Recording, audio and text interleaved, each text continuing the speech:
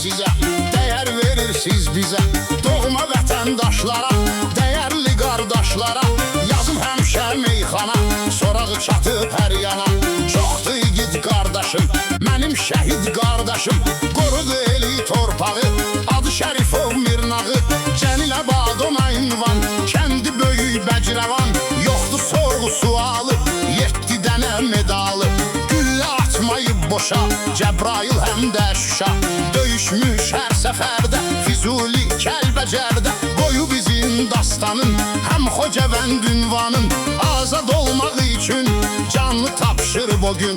Varmış ömür payında, oktyabr ayında, şəhadətə ucaldı, adı zirvədə qaldı.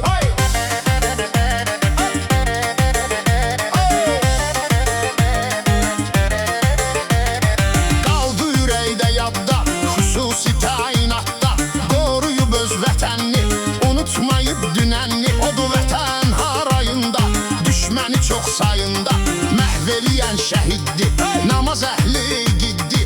O düşmənin bəlası, özü də Seyid balası, çox yaralı xilas edib, özün ərin göstərib. Onun bu dastanı var, təmiz şiyə qanı var. Qazandın bu əhsəni, Əhməd unutmaz səni. Yaşadığımız hər bir an, qəlbimizdə sən hər an.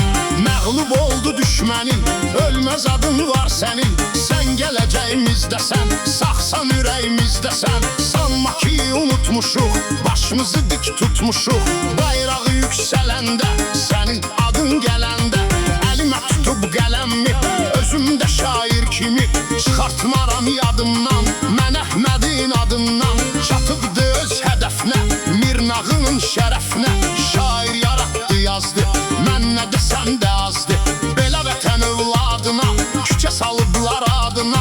Cəlilabad ünvanında, Bərcəvan məkanında, ruhuna rəhmət olsun, torpağın urlad olsun.